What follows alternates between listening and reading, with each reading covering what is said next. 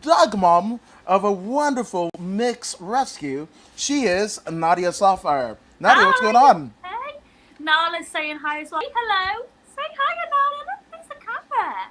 Nala's Yeah. not used to the camera. My other dog, Saber, she's downstairs. She's used to the camera, but Nala isn't. Nala is just kind of the demure gal, Yeah. isn't she? Yeah, well, she's a boy and a girl. She's a hermaphrodite. So she's Whoa. half boy, half girl. So Whoa. I rescued her from a dog centre about 4 months ago. And as you can see by her bows, we've identified her as a girl. But she's Wow. both. She's got female and male genitals, and obviously because of that, nobody wanted her. And I always want the dog that no one else wants. I'm always like, oh, can I have the three-legged dog or can I have the blind dog?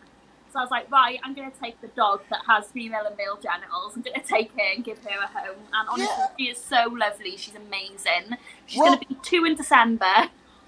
wow. That first off, that's interesting because during the whole kind of pandemic, and we're still kind of in it, right? But Yeah. I went down many wormholes, so to speak. One was tiny houses, one was like stock and crypto trading, but also like people that were born with like Oh my different God. genitals, and you know, I guess one would put it this way: in puritanical times, people that might have been considered witches by people 300 years ago, but they Okay. just have a deformity of some sort, and it's just fascinating because, like, here we are, even people that are seemingly well-bodied will have, mental illness and what have you. Obviously, who didn't go through a bout of depression or what have you during this last Oh 20 my some God. odd months? But then also Breaks people, up.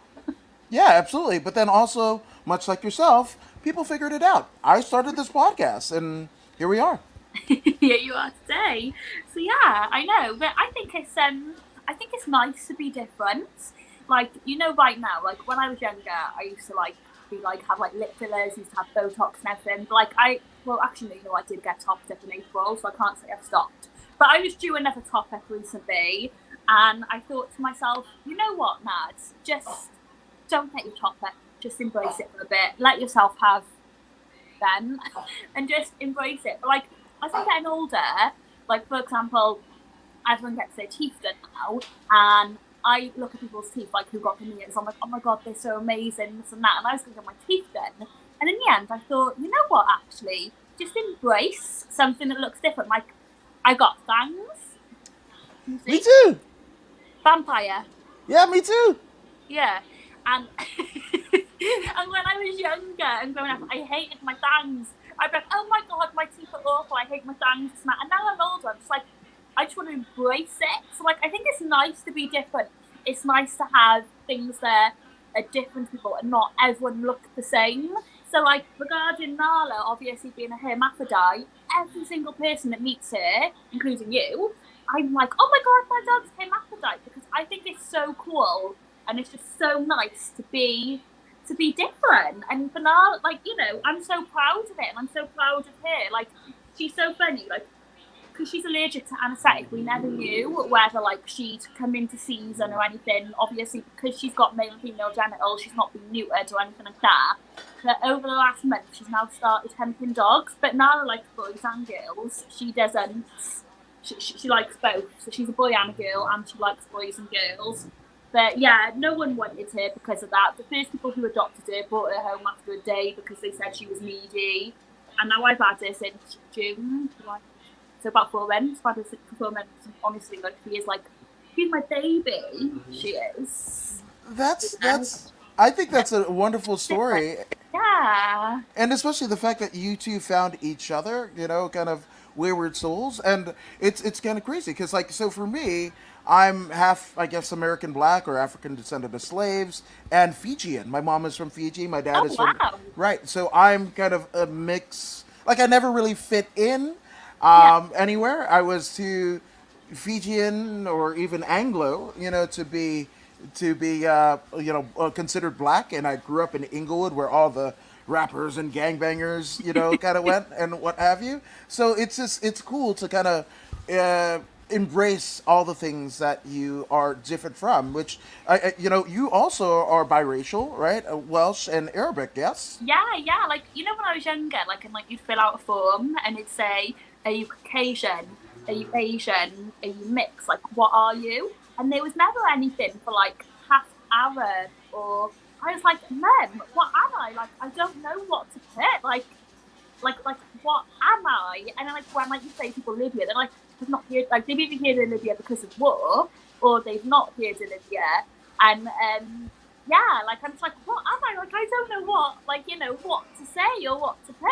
And like same again. Like now I'm older, I embrace it. Like when I was younger, especially like like when like the wars were happening and things with the bombs and stuff, I was always so scared to say I'm half Arab because there was like a lot of racism going on Right. back then towards Arabs. Yeah. And now I'm just like, fuck it, I'm half Arab. Like I'm proud of it. I love it. Like like it makes me me. Like and I always say like my dad's family who live over in Libya, they're like the loveliest, most respectful people ever. Like they'll respect any religion or any colour, and that's how you should be. You should just respect everyone for what they are. Yeah, I think it's just nice to just embrace whatever. And like, if everyone were the same, it'd be boring, wouldn't it? It's nice to just be different and just have variety. No, 100%, 100%. I wonder if you had any people, maybe in celebrity life and what have you, that you gravitated to that most kind of maybe similar personality traits, at least what they convey, right? I had Jimmy Snuka and Bill Cosby. Didn't work out so well. Oh, Jesus. Yeah. I don't know anyone Welsh Arab apart from like people who I know locally or like my friend, sorry, my family, like my sisters and my siblings, or people like who like we've grown up with since we were younger. But I don't know anyone like Welsh Arab, if that makes sense. Like maybe like British. I don't know any British Arab celebrities, English Arab. But yeah, I don't know any Welsh Arabs. Yeah. Well, I mean, and the missus actually chimes in. This is my wife. Says love the Welsh Oh, and thank you, Arabic. Mary. Mary, that's so sweet. Where is she? Why does she just 10 She's minutes right during the here. podcast? Yeah, I know. She wants Mary, to. come say hi. She says, "Come say hi, honey." She's chasing the dogs around. Mary looks beautiful in her Facebook picture. Yeah, she is absolutely, and she's celebrating a birthday. I want to say it was Monday. Yes. Oh, So, yes. So it's happy Mary's birthday. birthday on Monday. Yeah. Last Monday, the 11th. Oh, happy birthday for last Yeah. Monday, Mary. What did you do for your birthday? I I tormented her, trying to make her day special. Oh, bless you. That's so nice. Yeah, well, it's the thing. It's the plight of a husband, and it was a big one. Yeah, you have I to. think I could say she turned the big 50, 50. No, And she's got 50 in her Facebook picture. yeah, that's what I tell her. You She's like, don't look, you're not 50, yeah, were you? Like, you're in your 30s, yeah? yeah, you would think. I think that. A lot of people think I'm in my 30s, and most people think that she's younger than I. That Yeah, her I Facebook picture, she looks like late 20s. And I'm yeah. literally looking at I'm like, zooming my eyes in to see her Facebook picture, and she literally looks late 20s. See, honey. Don't need See. no Botox. Yes, absolutely. That's what I tell her. But we live in LA, and it's just like, Oh, you get inundated by certain kind of je ne sais quoi. I mean, we saw the Kardashians in person yeah. once at Santa Monica, and it's just like, those are kind of unreal expectations, If I, And if I seen them, I'd be like, oh my god, why don't I look like this? Why don't I have that? That's the problem with society these days, though, isn't it? Like, we compare ourselves to people, we compare ourselves to what people have as well. Like, we always want more. We finally get that car we want, and now we just want more and more and more. Like, that's what I'm learning about myself. It's like, it doesn't matter how much you get or how much you earn, it's never enough. You always want more. And I think it's because we're surrounded by so many advertisements, so much happening that we just, yeah, we always want more, and we're never satisfied, are we? no, I think that's the trope of human beings. That's the I guess human life form, right? Where Yeah, when you're wealthy, you're like, oh, the simpler times when we were kind of struggling and destitute. That kind of was the catalyst for us doing that. And vice versa. You've got yeah, people that might be a little bit more heavier set, right? That want to be skinny. The skinny people want to be. And so there's just this weird deal that you just kind of have to be confident in where you are at the place because yeah, you know what? That thing that you want may never come. It might be, Exactly. yeah, different body types, different, when you're the physical, but also, hell, there are people that maybe invested or might have a silver spoon in their mouth and what have you. And that's actually one of the things that's I'm a parent, right? And even a grandparent, and I'm all like, well, if Paris Hilton with everything that she was given, actually her dad was given, then her mom and what have you, they were kind of trust fund babies. She's the child of a trust fund, whatever, and she could still have her addictions. Same thing with Nicole Richie and what have you. Lionel Richie, one of the greatest songwriters ever. But there you go, right? So it's just like you do the best you can. Uh, it's funny. I actually was having the conversation with Mary, and I was like, I kind of, I might have a sister, and I might have a daughter, and I'm like, it's the male thing. You keep them away from the stripper pole, right? And then sometimes you realize they do that. I mean, Eric Bischoff actually said he went to Vegas to a strip club, and he said this on camera, Yeah. and he's like, I couldn't do it anymore because they all look like my 25-year-old daughter. So I'm Oh like, my God.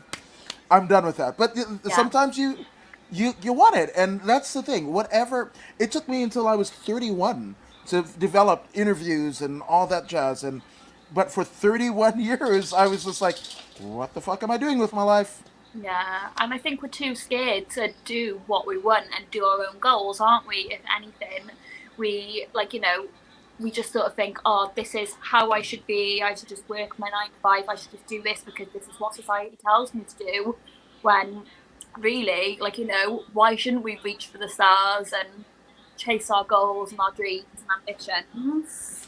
Yeah, absolutely. And that's something that you're doing impeccably well, if I might say so myself, because again, we were kind of talking off air that I love the fact that via your OnlyFans have developed a way to make money outside of wrestling because we know the Hulk Hogan's and the what have you. In MMA, I do a lot of MMA stuff, and Chuck. There was 3 fighters: Chuck Liddell and Violent Bob Ross, Luis Pena, that got arrested for domestic violence because maybe, just maybe, there might be some brain issues going on because they're getting struck in the head, right? So I love like the Hughes, the Diamond Dallas Pages, the Kira Batara, the everybody that can make money outside of wrestling, make their name in wrestling, do that, make your name in MMA or acting or whatever.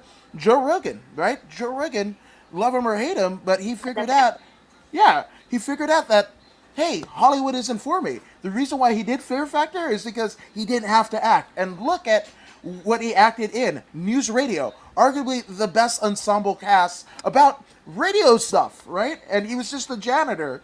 I'm And a look at him now. I'm a massive conspiracy theorist, so I love Joe Rogan. I'm Me like, yeah. too. I'm like, yeah, tell me more about aliens. I'm like, yeah, like it's just like I'm the type of person that I'm like open to anything. I'll never say that anything's false or anything's true because like obviously like I've never seen it for a fact. But I'm so open where I'm like fascinated by it all and like my imagination runs wild. And like in a lot of things, obviously, like I do dig down the rabbit hole, and I'm like, oh my god, I can't believe this. Oh my god, this is finally happening, and stuff like that.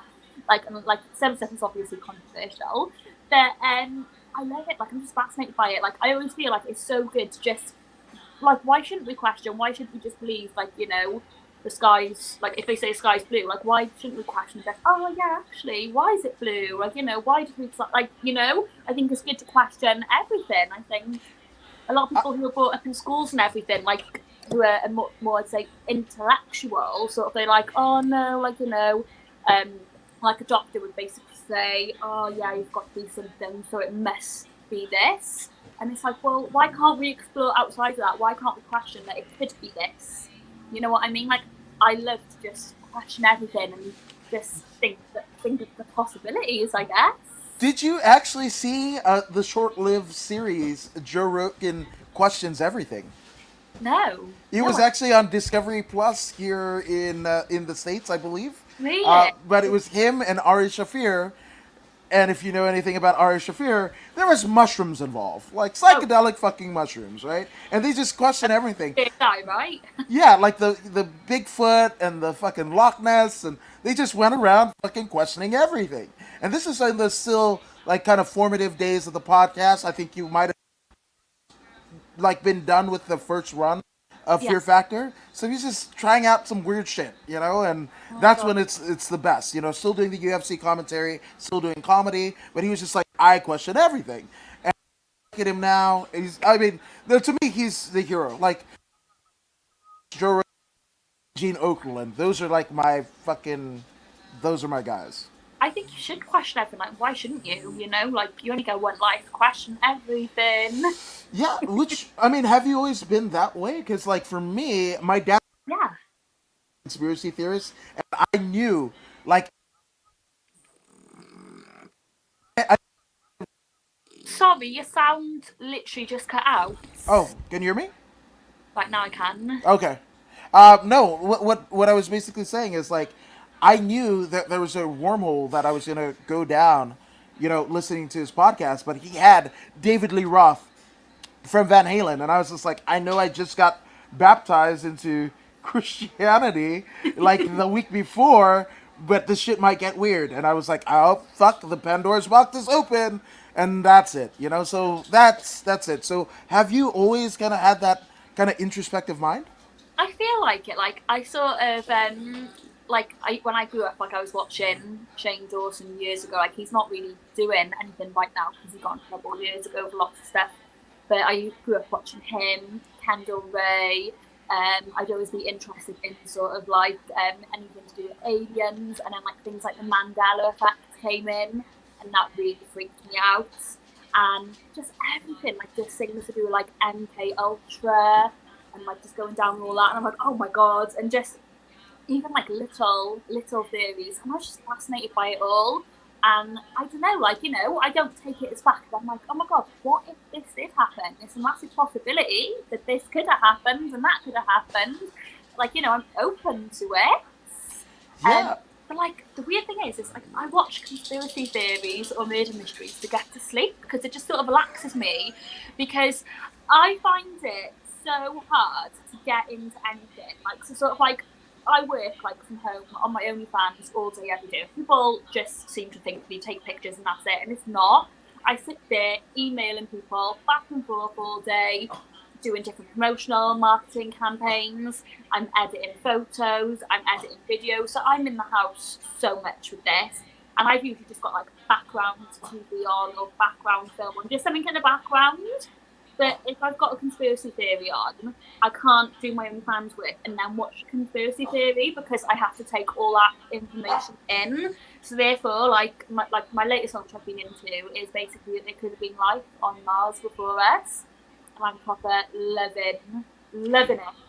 So Yeah. I'll sort of like watch like a 15-minute video of that before I go to bed. Like I found like the reincarnated version of this guy, who apparently was like he's the reincarnated version. He thought he was like a Martian, and everything he was saying, like I watched loads of reincarnated stories as well, and everything he was saying was so specific. Where it's like, how could have a child known this, if that makes sense? And I was like mind blown, and I started going down the Mars rabbit hole, thinking, oh my god, was there life on Mars like trillions and trillions of years ago? Because they obviously trying to get life on Mars now, and that's what hole I go down.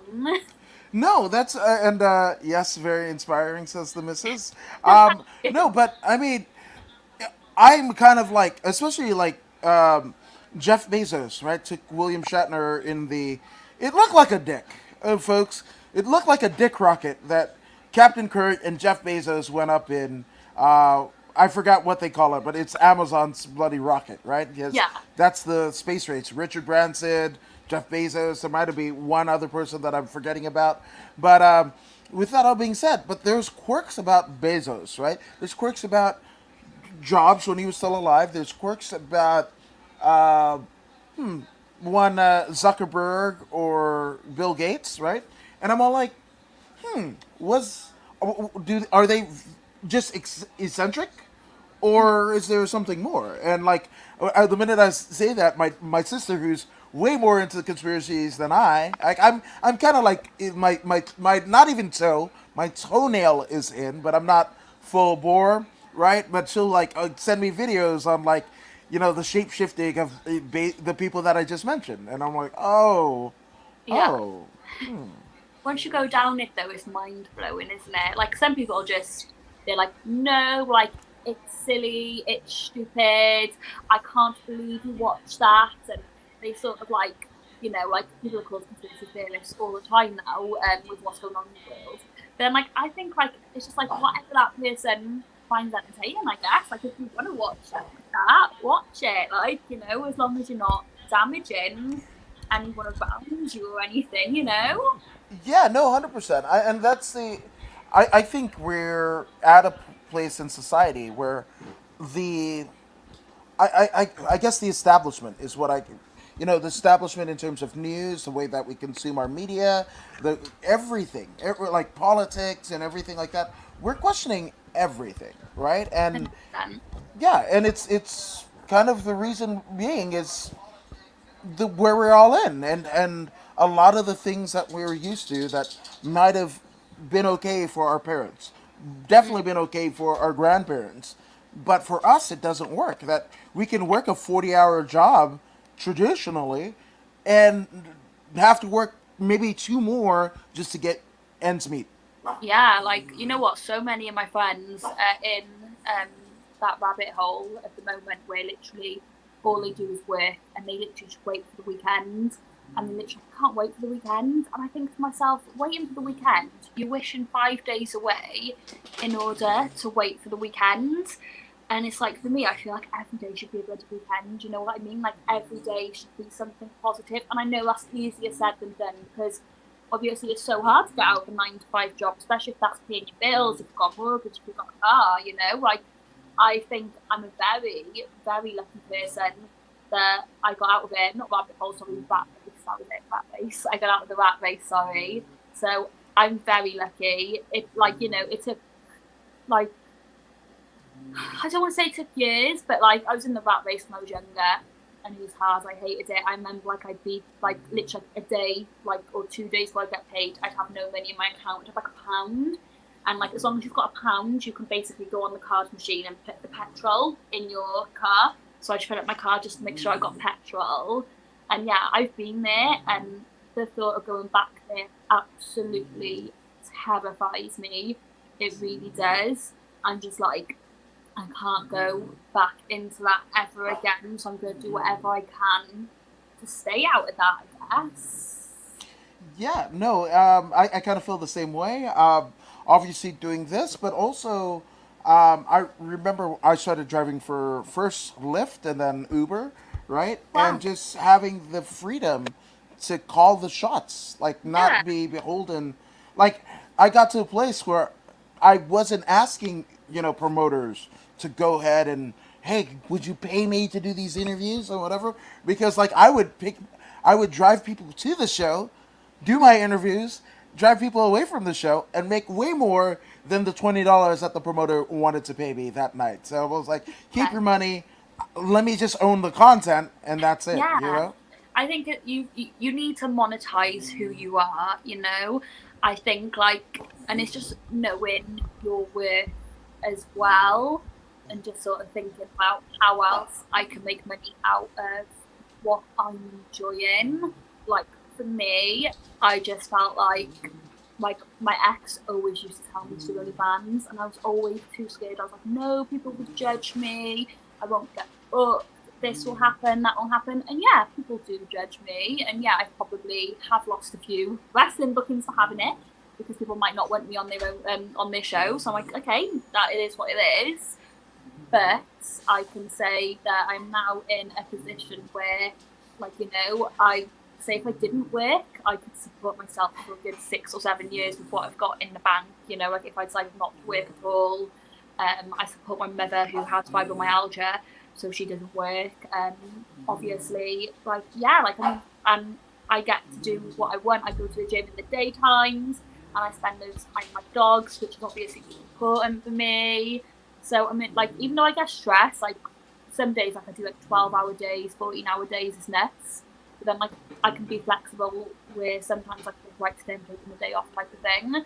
I think I'm in such a very lucky situation. I think when I get down, I try to tell myself how lucky I am, because I think we all get bratty, don't we? And then we need to like sort of like give ourselves like reality boost and tell ourselves that we're lucky. No, absolutely. You got to count your blessing, but it's no less work.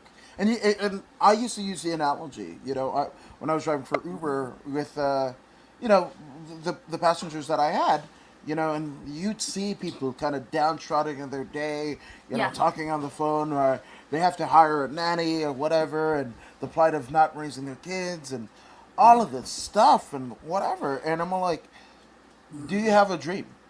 yeah, Right? And whatever that dream is, of course you're doing, you're committing, anywhere from 5 to 12 hours a day for somebody else's dream, because every company that you're working on, every service that is being provided to you, is somebody's dream and somebody's thought put into action. yeah. They basically surrounded themselves with an infrastructure that worked, and sometimes there's some companies that are too big to fail, and that's just what happens, and they're in the spot where they're hiring you. So take 5 minutes out of your day, whether it's the beginning of your day, after your day is done, whatever, and basically resign yourself to whatever your dream is. If I love that dream that. is, something that you actually have to put work into, maybe 5 minutes. I know you're tired, blah blah blah. 5 minutes, right? Yeah, If it's a monetary amount, put a couple bucks away every paycheck. Maybe not go out, and yeah, what have you. And that. Those are the sacrifices that you have to make. But again, it's easier to kind of. I almost think of it as nature versus nurture. There might be a scientific name for it, but the little baby monkey, right? We learned in school there was like a stick with a piece of cloth, right? yeah. And they stick, and then a stick with milk, right? Mm. But it wasn't as comforting, right? So the monkey stayed a good portion of the day with the cloth, and then went to the milk, right? To me, I think the milk is our dreams, the things that we wanted to be when we were younger, right? Yeah. And we feel like we have to go to the safety of the 401k plan and the hours and the guaranteed benefits and what have you, the schedule, right? And then it's hard, and then every so often we either lose the milk or don't get back to it at all, and we Yeah. live a slow death. Slow death. Yeah, I was listening to a podcast the other day where it was people's 5 regrets when they were on their deathbed, and a lot of people said like that they wished that they'd worked less, that they'd basically spent time like friends who like they've sort of like faded away from and stuff, so like they'd sort of seen them, and everyone was basically caring about what people thought and like conforming to society, where they said they wanted to chase their dreams but they were scared that someone would be like, oh well, you can't do that, or you can't quit your job, or you can't do this, and that was their regrets. So you gotta do what makes you happy in this world, like you have to do you, because at the end of the day, like, we only get one life, right? That's it. I mean, unless you become reincarnated and become Yeah. your doggy. Yeah. She's Which the reincarnated version of my boxer dog from years ago, Floyd. They got the same skin colouring. Nala, can I show you skin colouring? Yeah. Big girl, come on. she's so sweet. So come here, boo boo. So her skin colouring like this is the exact same as my boxer dog Floyd, and they got the same. So your chops, they got the same chops. So yeah, I like the reincarnated version from him. He was a rescue dog as well. So we had Aw. him for like the last few years of his life, and then yeah, reincarnated, aren't you? Yeah, And that's why she's half boy, half girl, because it's Floyd as well, and he was a boy. See, there you go. I love it. I love it. And Alan Roque says, absolutely, live for you and have no regrets. But also, Alan. yes, absolutely. Who's a fighter originally from North Carolina and a friend of the show, but now residing in Florida to again chase his dreams because he figured, "Yeah, I'm not getting fights in North Carolina. Yeah. Let me go to Florida." Switch it up, see what happens. Yeah, absolutely. Which you've kind of done because, obviously, wrestler, and you're kind of going up in the ladder, and then you kind of decide to do OnlyFans. Like, how did this all come about? How'd you get into wrestling?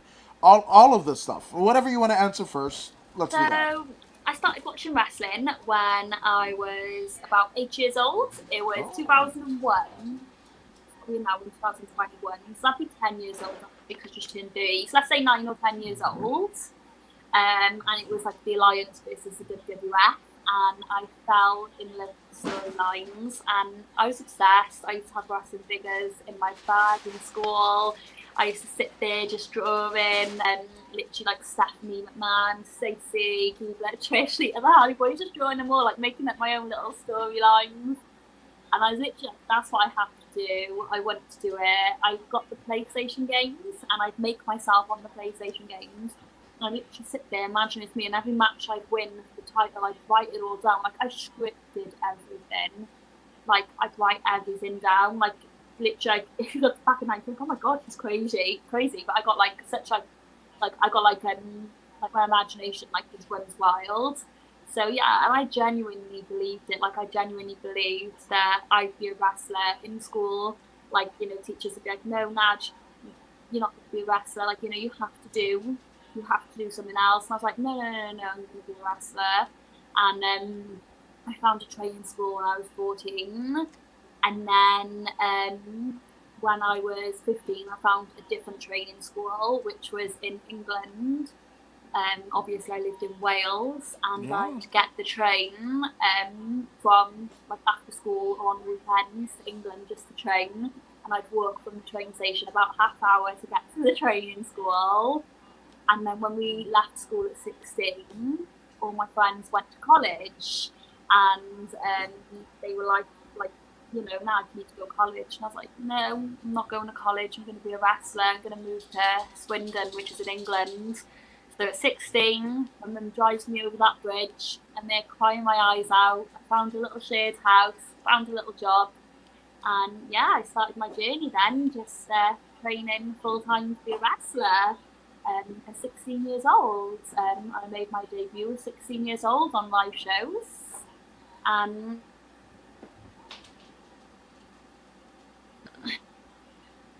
that cut Yeah. out. My phone started ringing. No worries. It It cut out. happens. Airplane mode it, but it's still ringing. I'm so sorry, guys. No, you're fine. Yeah, so that's how I started. And honestly, I was so in love when I was a little girl with wrestling. Like, I didn't know like the bad things about wrestling when I was young. I didn't know what I know now. I was so naive. I just thought that everyone was nice, everyone was lovely, and I trusted everyone. And yeah, like, I can literally sit there now and just picture that naive little girl just wanting to chase her dreams and just not letting anyone tell her no different, and just going and just being like, nah, I know I'm 15, but I'm going to travel, I'm going to do this, I'm going to do that, and just doing it. So, what was your parents' reaction to such things? So my dad did not know that I wrestled. Because obviously my dad was a Muslim, and obviously he was a religious man. So obviously with the religion, they would just see it as a girl training with a guy. Like, they'd see it as like, oh, a guy touching a girl type of thing. And also like traveling back from shows and stuff, being around men. So my dad was very religious. My mother was just very like, yeah, like whatever. Like, when I was 14 years old, I broke my nose in wrestling training, and my mum was so upset. My face was lopsided and it was all puffy. And she was like, Nad, what are you doing? Like, what are you doing? Like, like, you just ruined your face. Like, I had to get surgery. And then, like, I had to tell my dad that, like, I fell on the treadmill. Yeah, so there's a lot of sneaking about. Luckily, my dad worked really long hours. But in the nights, like, say if, like, I went to help out at a wrestling show, my mum would be like, say, if you come back late about 11 or 12 o'clock, my mum would be like having a heart attack waiting for me to come home. And luckily I'd get home from my dad because he had a takeaway, and his takeaway didn't shut until midnight. so he wouldn't be home until half 12, 1, depending on how much she needed to clean and stuff after. Maybe a bit later if the taker had done well that night. So yeah, there was a lot of sneaking around and a lot of lying for the first few years. Um, yeah. Now, us, I mean, you're kind of like a double agent here, like sweet daddy's, princess. Like my daughter's my princess, all right. Even though Yeah. not biologically related, still, that it's my princess. And she's the only girl Yeah. out of three boys and what have you. So it's kind of cool that you're wrestling and then also being what your dad wants you to believe. But did you have any bit of strife, even though you're achieving your dreams and going for it? But did you feel kind of weird about it? For me, it was more fear that you'd find out, because if you found out, I'd then have to obviously stop. Um, and at that time, when I was really young, that's all I wanted. Like, no one could tell me no difference. My dad moved back to his country when I was about 17 or Mm-hmm. 16. So then when he moved back to his country, sorry, there was no more lies, because obviously he was living in a different country. It's like for the first few years, obviously there was lying and thinking about, and then obviously I could sort of just keep my own.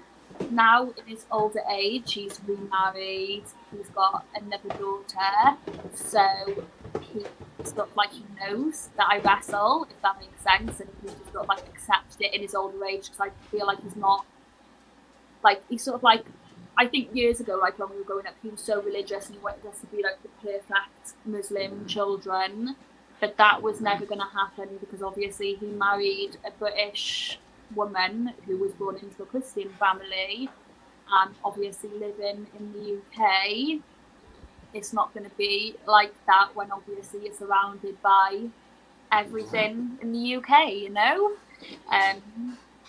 So yeah, and obviously I definitely not been out to be the perfect Muslim girl, did I?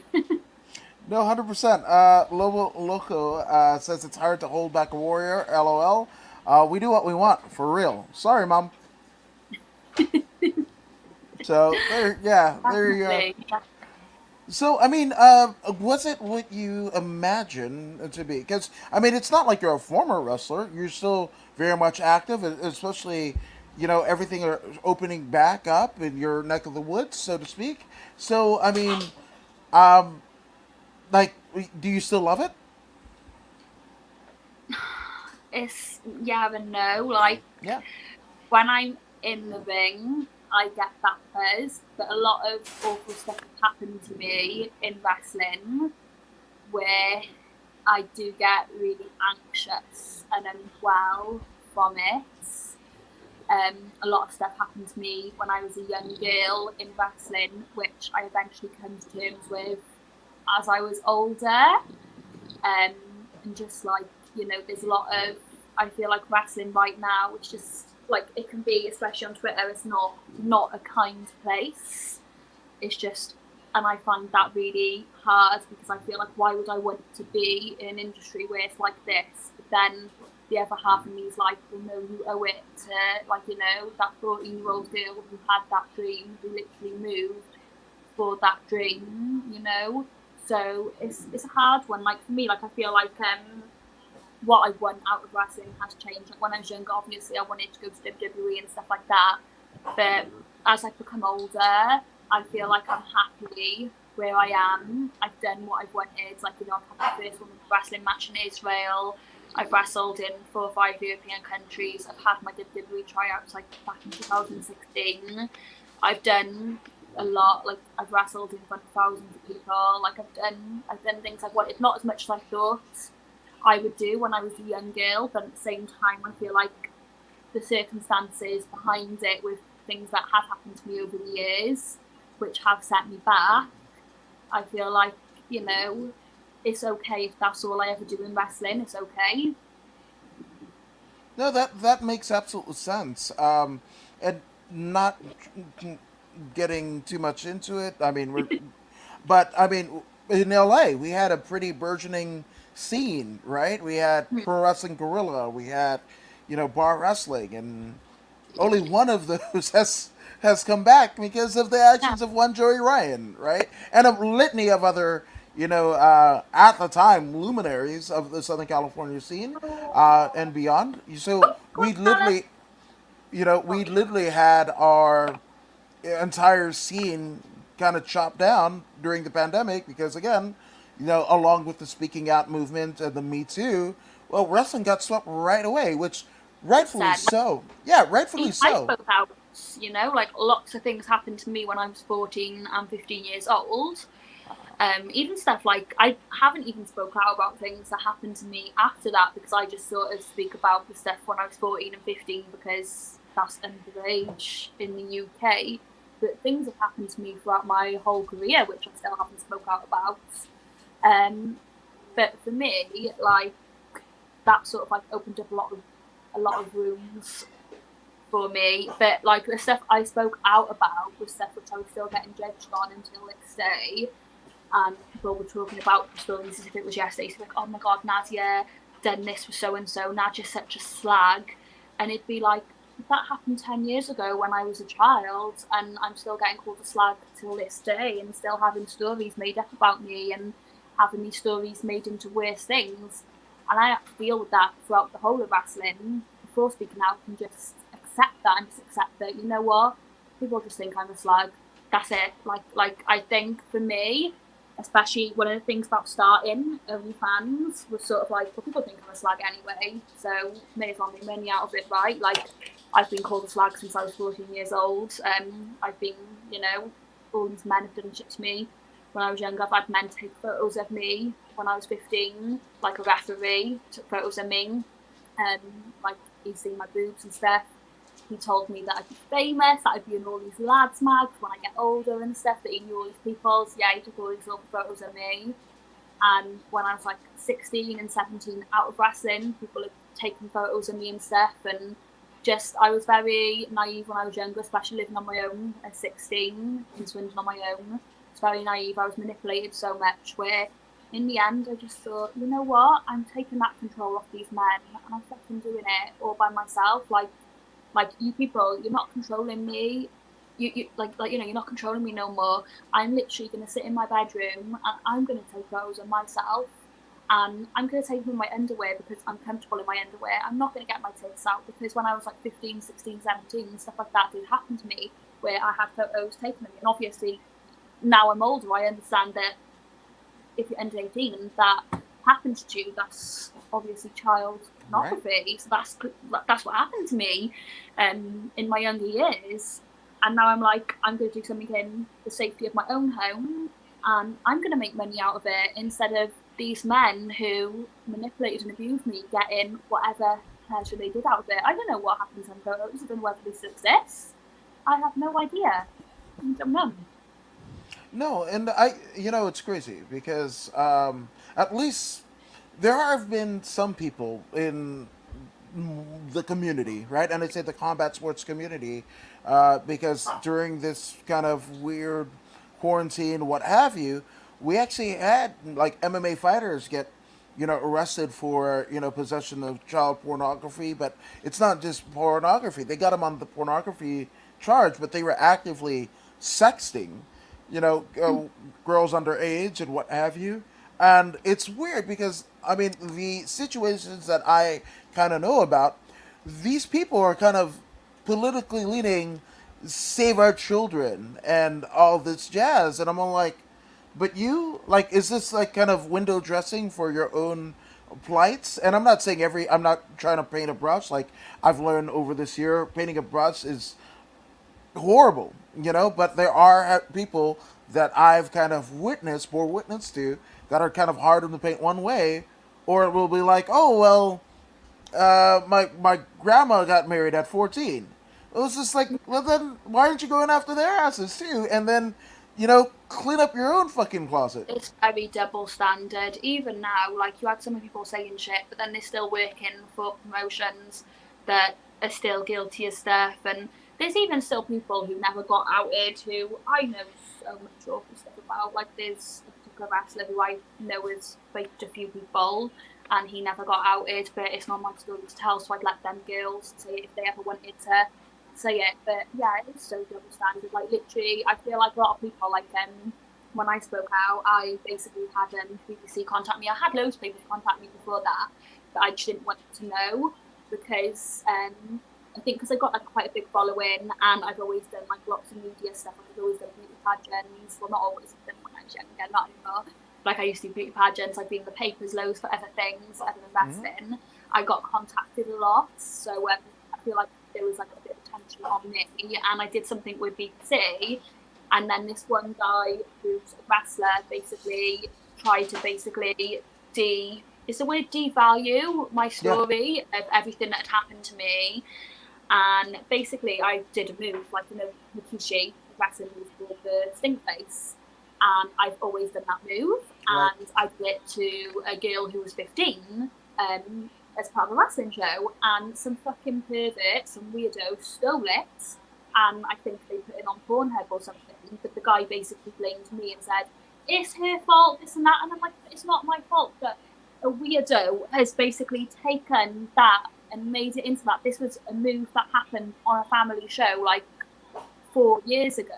So in the end, I got rid of that move then, especially because I made an OnlyFans about 2 years ago and I started putting stink faces and stuff on my OnlyFans. I then had to acknowledge that, oh my God, actually, people do find this silly. I need to stop doing this move. So I don't do it on family shows anymore. I've stopped it. But yeah, he basically tried to like discredit my story because of that and just caused so much shit for me once again. And I feel like he was someone that was trying to what's that word called when they're trying to cash in on speaking out? Exploit you. Yeah, and get some attention. And obviously, that particular match where I did the stink face on that girl, that match was made before I even done custom wrestling, before I even did OnlyFans. You know what I mean? It was a match on a family show, which was just like, you know, Nadia Sapphire is the heel. She does a stink face, just like Rikishi does. It's sort of like, yeah, just a stink face type of thing. And it was such an innocent move, which, like I said, some fucking weirdo took it, put it on Pornhub. Obviously, I didn't know about this. If I did know about it, I would have done something. And then, yeah, basically tried to turn it all around on me because years later I decided to start an OnlyFans and stuff like that. So, yeah. So I've had like lots of people try and turn my stuff around on me as well. Well, usually it's people who are powerless, right? And it's weird because being a victim, like you, right? Have decided to take the power back, right, and start an OnlyFans and like, hey, I'm going to make money on my own terms and what have you, right? And it's kind of negated some wrestling bookings or what have you, but like, the power that you don't need them to kind of get by, right? And it's Yeah. a very precarious position you could put somebody's in because people's egos are fragile. Especially, you don't get into the wrestling combat sports business because you have a big ego. Maybe you develop No. later on, but it's that gorilla on your back. So the fact you started the OnlyFans and what have you, again, you're wrestling to wrestle, right? It's kind of the same thing with this podcast, right? Like, if I do a show, and I think I might be retired from doing live shows because I might have gotten COVID from a live show. Oh, no. Yes. So with that all being said, it might be just my. Now I will go to live shows as a patron. I'll pay my ticket. I mean, we had Jonathan Gresham and Minoru Suzuki a few weeks back, right? So Josh Barnett's Bloodsport is this coming Friday, right? I mean, next Friday for GCW. So I'll go as a patron, but I'm not going to take my mask off at all. That's a non-negotiable. So because of that, I don't think I'll be able to do live interviews anymore. But again, it's one of those things that you got to take your power back. And once you realize that you're maybe more important or more circumstantial than what the promoter or any one person views of you, it's a very powerful thing.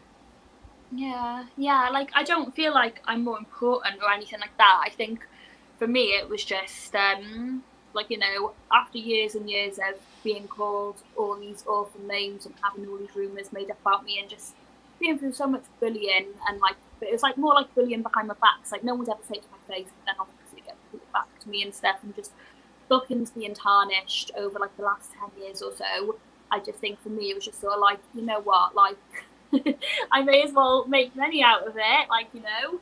And then it's the same with the stink face. Like as time went on and it started getting more and more popular, I thought, oh wow, I can actually make money out of this move. So I'm going to make money out of this move now. But obviously when I first started doing it, it was a very innocent move. It was just like, you know, Rikishi's got a big bum, I've got a big bum because I've always been a bigger girl. It was just like a fun move, and it always used to get so much heat. Like the crowd would literally be there, and like, you know, they'd be like, "Eh, that's disgusting. Eh, that's smelly," and just, you know, like they'd be like, "Eh, piggy." Like I used to get called piggy on like this one show all the time as part of my heat, and like it just had such a good reaction. And obviously because this person basically come out and basically, yeah, because someone basically stole this move and put it on fucking Pornhub, and then this other person basically come out and basically make me out to be a bad person for doing this move years ago.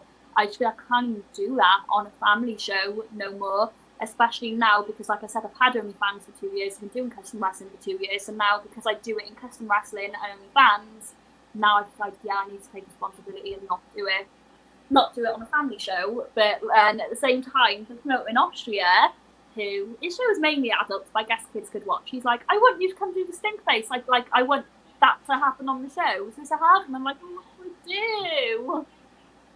Yeah, there's moral quandaries that happen, you know, but it's you know, kind of it comes with the territory, so to speak. Which I gotta ask because, you know, wrestling is such a creative, you know, avenue. So I mean, in the times that you're not wrestling, and especially we had wrestling, live wrestling, taken away from all of us, right? As a creative person, are you getting creatively fulfilled doing the OnlyFans in lieu of the wrestling when you can't do wrestling? No, you know what? I hate having to do like an hour of makeup, half hour of hair, and then doing hours of poses and videos, and then editing. I've actually started to hate it because it takes days. Like by the time you edit it, get it all up, it's so time consuming. And I'm the sort of person now, I just want to not do my makeup and just go to the gym and just sort of like not have to do all that. And then obviously I've got no choice. So there, like you're sitting there like doing like your makeup and all that for like an hour. And like obviously my hair like normal is like very curly and frizzy. So it's having to tame that, which is very time consuming. So I feel like throughout lockdown, when my OnlyFans first started kicking off, I had nothing better to do. So I was always in my bedroom just taking photos, doing content, and I enjoyed it. But now I feel like I never have enough time. Like the other day, I woke up, I went to the gym with my PT because I go to PT because I feel like it's part of being a wrestler, right? And I'm like, come home, and then I get on my computer, and I'm doing the same at the moment where like I've got 4,000 X subscribers to message on OnlyFans. You've got to message them manually, and you've got to go through the alphabetical order as well. So literally, like when I'm looking for my expired fans, I'm like, right, AA, AB, AC, just finding everyone who's expired, meshing them, trying to get them back onto OnlyFans, and that is so time consuming. I'm on like GB or something at the moment, so I've still got the other half of the alphabet to go. And meshing people, like then I do that all day, and then maybe like I take my dogs out, then I've got to make content, and then say if 50 people message you on OnlyFans, say if you take an hour to message them all back, then basically within that hour they've all messaged back again. So that's time consuming. So I just sit here in my bedroom until like midnight, meshing people back on OnlyFans. On my premium Snapchat, I've got premium Snapchat too, meshing them back, just conversating, meshing back. My thumb is hurting by the end of it. So people obviously think that we don't do anything, but for me, because of obviously I've got this figure in my head, like I want to be a millionaire, for me it's very time consuming. And yeah, so I'll work from the day to the night. I'm like super busy, and obviously got my YouTube channel, which I have neglected. I'm only posting on my YouTube a few times a month because once again, it's being creative, finding something to film, editing it all down, loading it, doing the tags, making a thumbnail.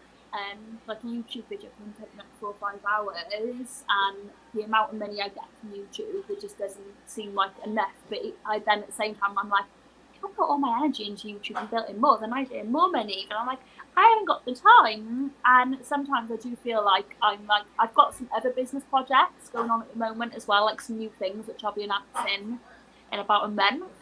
So there's other things which I'm working on too.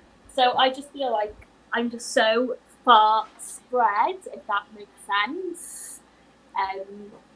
Yeah, like I was gonna go to the gym tonight, but I don't think I feel like going to the gym tonight, to be fair, so I can stay with you a bit longer. Oh, excellent! That's because I was like, I was gonna fucking go home. I know, up to you. No, absolutely no. Then that's fine. We'll keep it rolling.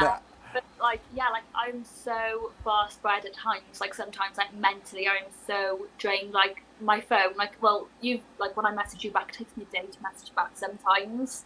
Like I'm just like so far spread. I forgot the question was. It was creatively, isn't it? Yeah, basically, I don't feel like OnlyFans doesn't fulfill me creatively. OnlyFans is a great way. Like I much prefer interacting with my fans than making content. Obviously, I have to make content. Obviously, that's what it is. But I much prefer sitting here interacting. But yeah, I am up till midnight or even sometimes 1 o'clock, just sitting there, TV on in the background, typing. And when my thumb hurts, they get voice notes. So they're lucky. I voice note them now. So I'm like, right, I'll just voice note you instead. But they love it when I voice note them. Aw, appreciate it. Yeah, we'll do about another 20 minutes. And again, you guys who are watching, you guys can chime in the comments, just like Lobo Loke, Alan Roque, as well as my wonderful wife, Mary Woods.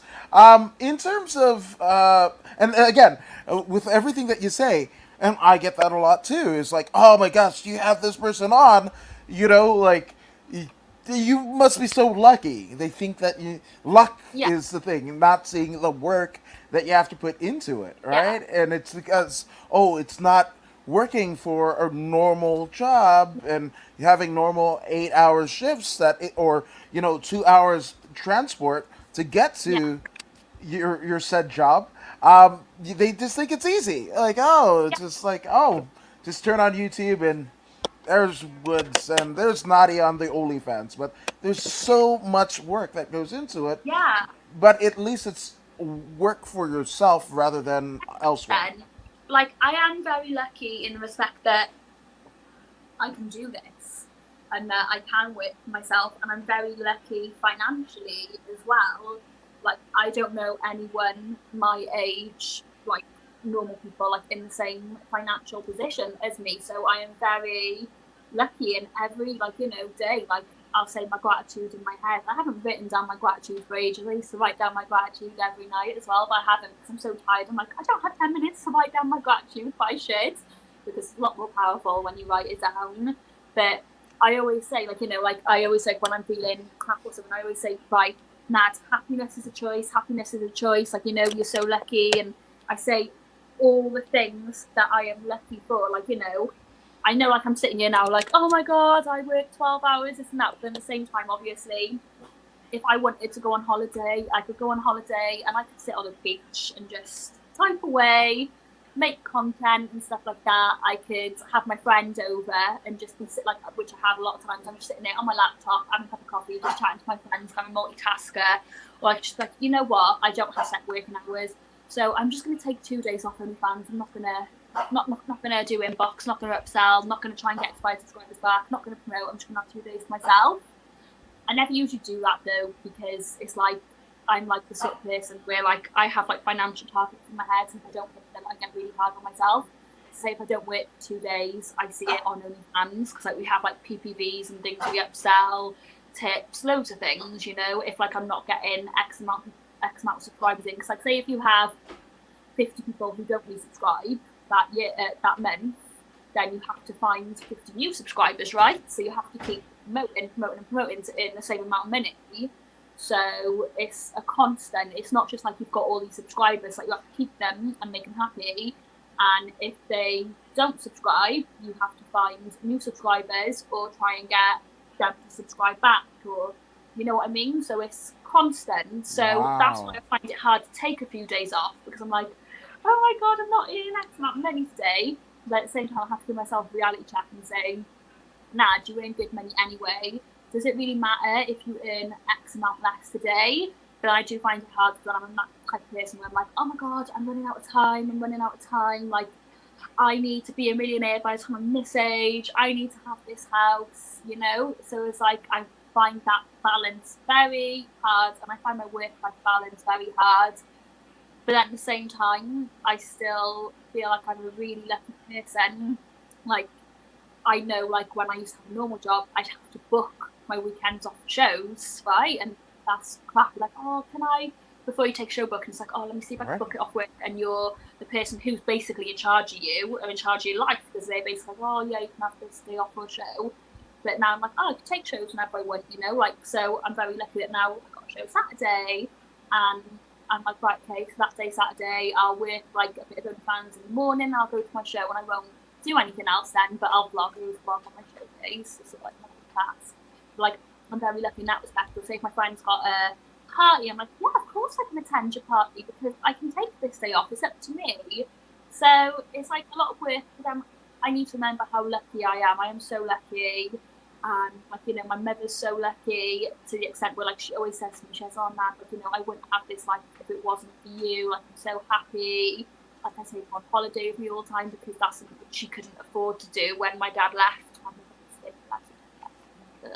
So yeah, so when we were younger, obviously we didn't have money. Like, money was really, so it's like one extreme to, well, not one extreme to the other, because I'm not going to say, like, you know, I'm a millionaire or anything, I wish I was, but we're in a position now where, like I said, if, like, say I were to get ill or something were to happen, I could basically live for, like, you know, a good 6 years not working. And for me, that makes me feel very content, because I'm a massive worrier. Yeah, Yeah. no, yeah, it happens. Which, I mean, obviously, you know, whether it be wrestling bookings or the OnlyFans stuff, I mean, are you doing anything to kind of like maybe invest your money? Are you into the crypto or the? So for me, I'm getting a property very soon, and it's going on Airbnb. Yeah. So yeah, so it's going to go on Airbnb, and I'm going to make money that way. And hopefully, in a few years' time, I'll get my next property. And I'm too thick, so I'll never understand that. I'm not the most intellectual person or anything like that. So yeah, me is property. Here's the thing, my sister. I am not either of those things either, right? But I'd use either twice in like a five word sentence. But with that all being said, I went to the only. I mean, not, no, not the OnlyFans. Not me. Nobody wants to see my tits. But the YouTube, Yeah, and you know, gotten financial videos, and like I'm kind of living off of the investments that I made early in the year. Which, I mean, I don't know how much longer I can do that, but you know, to take it and take what you can live on, and then also invest it back. You know, which AMC to the moon, which is a thing. It's a thing. 100%. Like my brother, he's always says, he's like, Nad, I'm so skint, I'm so poor. What shall I do? And I'm like, work an extra shift on the weekends, do delivery driving. He's like, oh, I can't, I've got no time, this and that. And I'm like, well, you spend 100 quid on a night out. So he's like, oh, I need to invest into a business. I'm like, take that 100 quid you spend on a night out, just don't go on that night once a month, and then you got back for your business and do the same again in manufacturing. Before you know it, you've got a grand or 1,200 quid to spend on your business that year. Mm-hmm. You know, like, I think for any type of business, you need sacrifice, right? Yeah, I think, like, investment wise, for me, like, properties just seem like properties and putting them on Airbnb for me seems like the most easiest way, which I'll understand. Like, I don't really have a trade. I'm like not really qualified in anything, so I wouldn't want to put money in something which I don't understand. So I think the properties, and hopefully I can just keep doing OnlyFans, and when I start looking older, I'll just get some Botox, and hopefully I'll still look 20. Don't get Botox. No, don't. Oh my I god, mean, you know what? I got my it, first Botox when I was 23. really? No. So Yeah, my wife and I, we were because, like, again, L.A. Live in L.A. and it's like, oh, after 4 kids, things are yeah, not the way that it was in the 20s, and yeah, I was like, but that's the thing I love about you. You got character. Damn it! yeah. Don't change the character. Like we were saying at the start. Yeah, I mean, just, I mean, and it's funny because like, it's a 14-year age difference. Like she's 14 years older than I, right? And I'm all like, I didn't know that. I couldn't have seen you. I Yeah, mean, again, people when we're out know she likes to do the filters and everything on the face, but we go out in regular public and people think that I am older than she. It's I'm yeah. like, how the hell is that? The 18-year-old kid, the former 18-year-old kid that light bottle rockets out of my butt because I saw it on Jackass. How the fuck am I going to be the older one? But that is Yeah. how it is, you know. I get So so excited when I get ID'd. When someone's like, "Can I have your ID?" I'm like, "Do you not know how old I am?" I'm like, "How old do I look?" They're like, "Well, we have to challenge 25." And I'm like, "Okay, perfect. Take my ID then." Because I just turned 30 and I literally was like stressing over it. But to be honest, I don't act it. Like, I am a massive, like, my little sister, like, says, like, I'm the female version of Peter Pan. I am a very childish person. Yeah, I've got a very childish sense of humour, so I'm still like a child in a lot of ways. So hopefully, I'll still look young too. yeah, and I kind of do, but it's different for a guy, right? Because I could say I don't give a shit. There might be a couple grays here and whatever, but it's different for a guy versus Yeah, from on a gal. Which Jamie Lee Curtis, the actress, right? She's just like, I got Botox once or plastic surgery once, and it was just like whatever. You kind of her methodology was you kind of lose like a generation of beauty when you're trying to yeah, be the decade prior in terms of 100%. yeah. Now So I'm old. Like now I'm a bit older, like a bit older. Like I said, I had my last treatment in April. But usually I get it every 6 months, and this time when I turned 30, I was like, nah, I'm not doing it no more. Oh my god, Saber's just come in. Can I introduce you to Saber? yes, absolutely. Babe, she's sleeping. There. Oh Saber, my god. yeah. Can you see her? Yeah, absolutely. She's just docile as all hell. There she is. So Hi, baby. she's almost 13. Oh yeah, so Uh, she's not a woman. she's an old maid. One would say. She's not a woman. Hey, princess. Yes, you are. You gonna come say hi? She was ill last week. I had to take her to the emergency vets. I had to pay 520 quid. I think that she like picked up like lots of people are like putting like poison and stuff like that in sausages and shit down the park. It's absolutely disgusting. I don't know why you'd want to do that to a dog. And she was so unwell. My mother thought she was dead because my mum used to work in a vet. My mum's had so many dead dogs. And she was like lifting her head up, her head was Oh just going no. back down. And we had to, she's so big, we had to put a towel underneath her to lift her up and get her down the stairs and get her to the vet.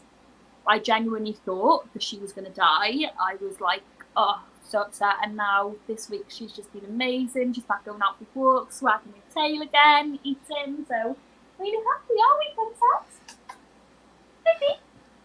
Just further.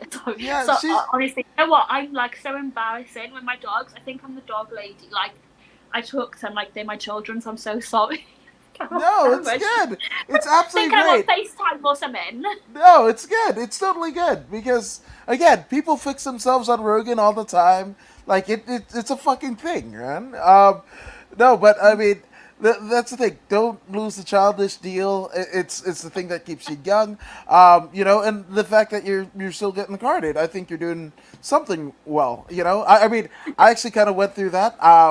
Right after after Mary had our youngest son, Owen, yes, after Yeah. Owen Hart, and that's why she's like, "Ah, you're gonna leave me," and I was like, "You let me name our kid Owen, and Did so you you're good." did the name Heart? Yeah, no, it was Owen James. Yeah, and then so again the part Fijian, right? So for my grandmother, my mom's mom, is Ngasa Ngasa, which means sweet princess. So Oh, I got the male form, and that is what I bestowed on Owen. So he's Owen oh, James, Owen Hart, right? Owen James Hart, Owen James, Kamakamila Woods. oh, beautiful. Yeah, Oh, that's so lovely. no, my wife wanted to call him Adam Jr. and I was like, fuck no. And she's like, why? And I'm like, because I got into fights because, hey Adam, where's Eve? Bam. I'm not the No. toughest guy. Yeah, I'm not the toughest guy, but I fucking got in a lot of scraps because of that, you know. And I was just like, God, that's yes, crazy. yeah. But after Owen was born, I think he was about a couple weeks old, and didn't have too much money, and I just started a job doing event security. And my first 2 nights of the job were Genesis's last 2 shows on the reunion tour at Hollywood Bowl, right? The famed Yeah, Hollywood Bowl. They put me by the beer tent, and they're like, card anybody that looks, underage. And I was like, yeah, it's a fucking Phil Collins and Genesis, right? yeah, Everybody's 40 up, right? So I was like, yeah. I'm gonna have fun with it, and I carded everyone, and these Botox, silicone. Oh my god, you're so cute. Have their, baby daddy, boy toys, whatever, tip me. I left Hollywood Bowl that night with about $280 with my pocket in tips, right? And then as I'm leaving, my supervisor's like, I have never in my like 30 years with the company seen somebody get that many compliments. I mean, compliments at all, but that many come Yeah. tomorrow, but earlier, right? So I show up at Hollywood Bowl at about 4 o'clock, and he leads me down a corridor up, and then I'm on the stage, and Genesis is sound checking right next to me, and that was Oh my my post. God. So not only did I make 320 quid, but there with That's Phil Genesis. Collins band, right? Yeah, absolutely. I love Phil Collins. So do I. I used to have this album when I was younger. Like, I was like about 14. I was listening to Phil Collins. What Phil Collins song is your favorite? Do you have a favorite? Do you have a favorite Like, album? look at me now. Against all odds. Yes, damn right. That's I my. sing what happened. And Is that your? she's an easy love. Oh my god, there's so many Phil Collins songs I Yes. like. He's like, I'd have to go through his album. Like, he's lush, and I love a bit of Phil Collins. I like love 70s, 80s, 90s. I Yes. love a love song. Which I mean, have you seen him live? No, never. Genesis, they kind of are doing the tour all over again, and this looks to be their last one, but they've got some Oh, UK dates. okay. Yeah, Might I'd have to take say my auntie or something. See if my auntie wants to come. you should None of my absolutely. friends will come with me. No, I mean, okay, so I mean, just to kind of right before pandemic, I want to say it was like 2019. I went Yeah. to took Mary, and we went to go see Phil Collins at the Forum. Yeah. Visibly, it's not great, right? Like I think on that particular stop, like 2 weeks before, he broke his foot, and then his bad back has been notorious. That's Yeah. why he went on hiatus and what have you. Yeah. So he just sits in a chair. But even with a chair, the voice is still there. He's Yeah. funny as all. Like he's so fucking funny, so fucking charismatic. Like Alex don't know. yeah, like I think it was. So he starts off, and everybody's like, "Ooh ah," because he has a cane and everything. And this is like 2 3 years ago, right? And they're just like, "Oh," and you could hear the oohs and ahs, like, "Oh, whatever." And he's just like, "Hey guys, as you can see, I broke my foot, 2 weeks ago, and my back is fucked, right? And Yeah. but I'm here because I know there is better places that you could be tonight." And I was like, "I Oh, know that you could have been in better places." And then he goes, "Yes, and the Dodgers lost the World Series." And everybody's like, "Oh, fucking heat, right?" And he's like, yeah. "Not that I give a shit, because I'm from England and I live in Miami now. But if it's okay with you, let's have some fun." And lights into "Something Happened on the Way to Heaven." And that's Phil Collins in essence, and I just love him. He's Yeah. great. He's great in person. Like there was actually a cool moment where I was standing next to the stage, and the first song that they sound check is a "No Son of Mine," and me and my dad had always had a contentious relationship, Yeah. and that was my ode to our relationship. And what Oh, they light into it, and I'm fucking bawling, right? Don't oh, know, like, and I have my hand over my like yellow, event staff jacket, whatever. and I go like this. Here's Phil. And the Oh, rest of the band, Mike Rutherford, Tony Banks, the whole band, are looking at me, generally concerned. These are fucking rock gods, right? Who did Phil Collins replace in Genesis? None other than fucking Peter Gabriel. Sledgehammer, right? And these guys were generally, like, worried about me. An event staff guy, right? And they're like, hey, what's wrong? Phil's like, what's wrong? I was just like, you don't understand.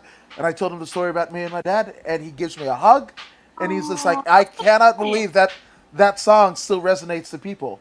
And even like during the concert, which is had to be called on like rain delay because it was raining. It's the Hollywood Bowl. It's open air or whatever, so they kind of had to cut it short. But they were eye contact with me the whole night until I got repositioned and I got put in the orchestra where I met Robert Downey Jr., who bought me a Sprite for not being a douchebag.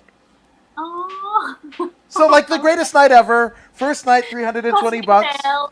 Yeah. Oh, Got that's to meet lovely. Phil, got to meet Robert Downey Jr. This is right before Iron Man hits and shit like that, you know? And like I said, go see Phil. You'll be glad you did.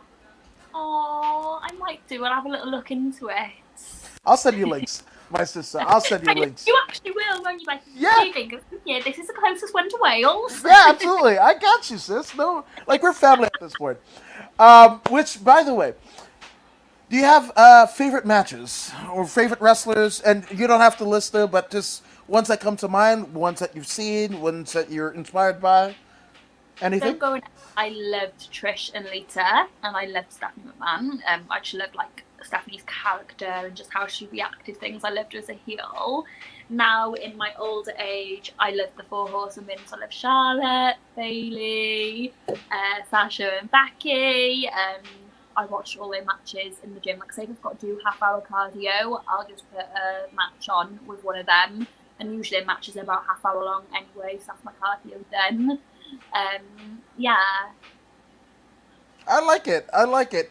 Actually, on the Wrestling Chatter channel, YouTube channel run by my friend George Ramosa, we actually had Victoria on, and because George is that chronological whatever, we go through the Victoria Trish feud date by Um, date, that year yeah. long feud.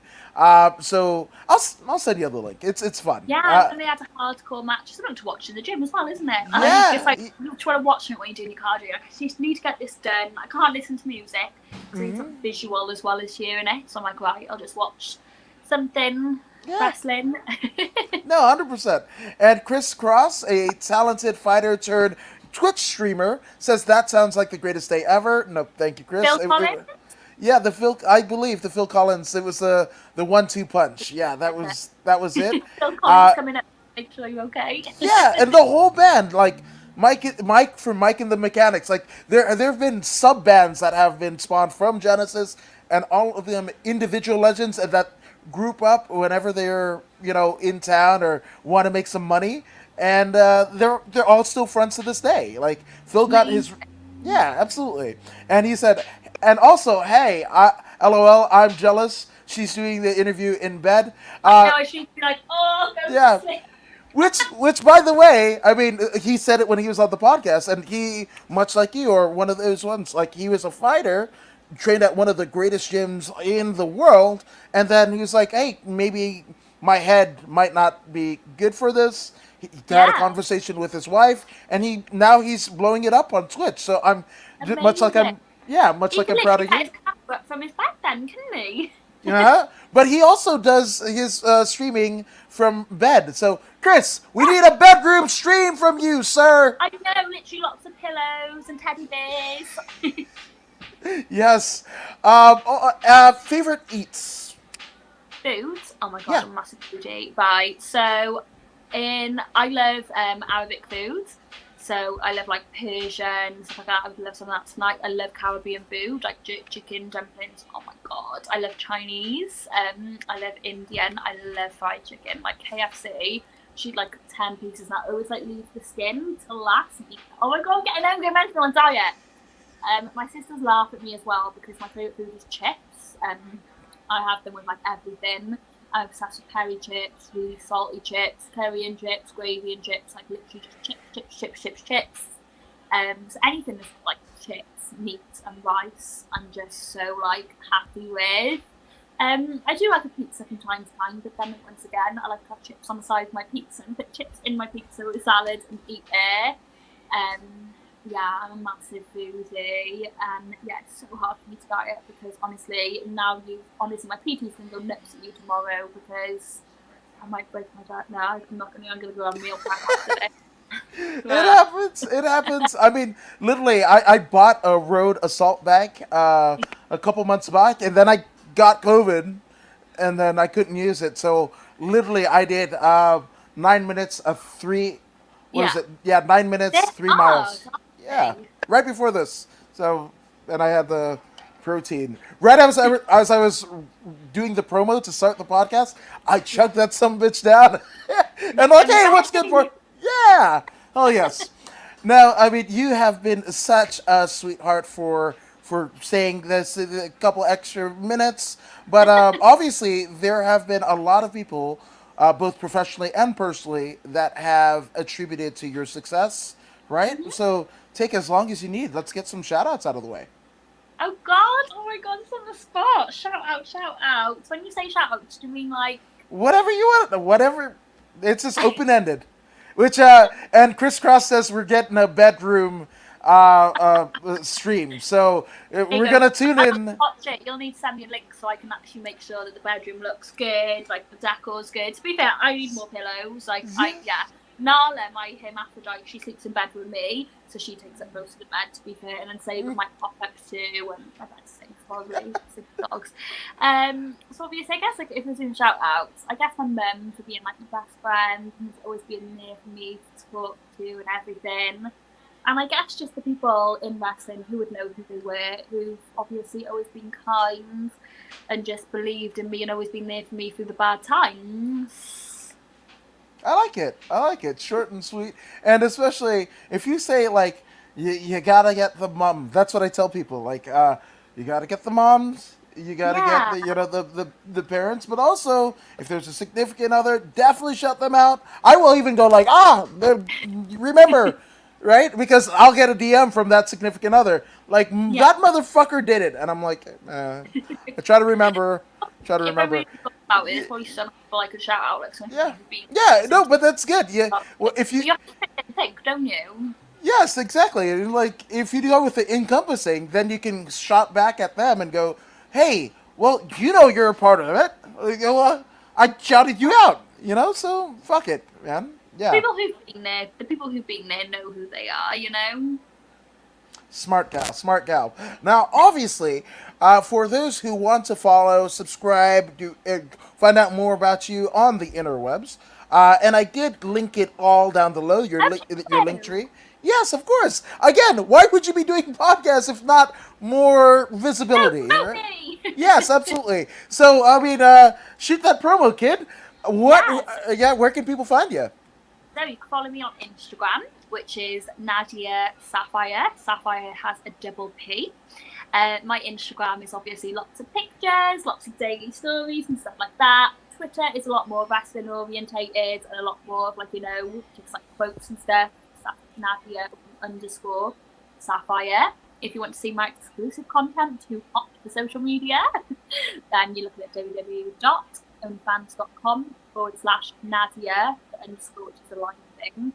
Sapphire, and then my Facebook page, I think is the real Nadia Sapphire because there's lots of Facebook pages made of me. There's also lots of fake Instagrams.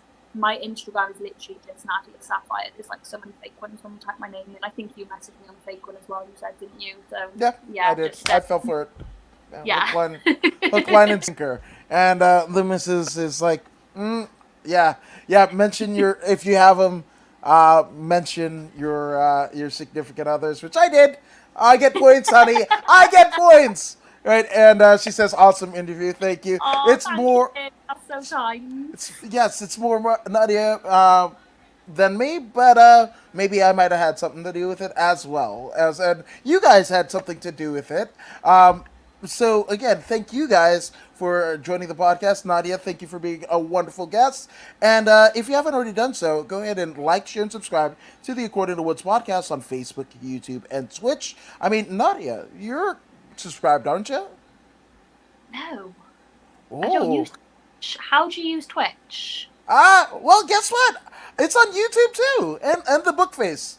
Like, I'm pretty sure I'm subscribed to YouTube, and obviously I Okay. follow you back on socials. Yeah. But Twitch, like, that's me. I haven't used Twitch. I don't know how to use Twitch. Actually, What's the one? Discord? Actually, Discord? yeah, actually, Chris, I'm gonna hit you up so I can send this link to Nadia. So because he says Yeah. great stream, so he obviously found it. So it's According to Woods on Twitch. So Facebook, YouTube, Twitch Are we on is Twitch right now? yeah, absolutely. That's where he's viewing it.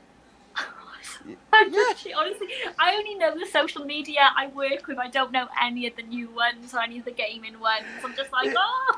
It happens. I mean, again, it's the course from July 2020 to now. I didn't use Twitter at all, right? I Yeah. had like 12 subscribers. Now I'm getting like 612, so that's a 600 jump, follower Yeah. jump, and what have you. So that's it, man. I'm a It's Twitter and Instagram girl. Literally, I only made the Facebook like page about 18 months ago or so because there were fake ones of me. Otherwise, I would never even use Facebook like page. So yeah, I yeah, just like sort of stick to one thing when I should actually branch out. It'd probably be a lot more smarter, wouldn't it? yeah, absolutely. You got to be yourself, right? And he says great interview, and Twitch is Thank easy. you, Chris.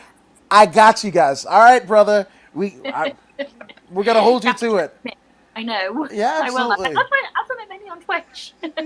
Yeah, but obviously, go ahead and subscribe to the podcast. Go ahead and subscribe to everything Nadia's doing, but also, like I said, the podcast. And if I had an outro for Nadia, I would definitely have it. But I have an outro for me. So if you don't believe us and subscribe to the podcast, well, here's Zeta Zang. Hey, this is Zeta Zhang. Make sure you subscribe to According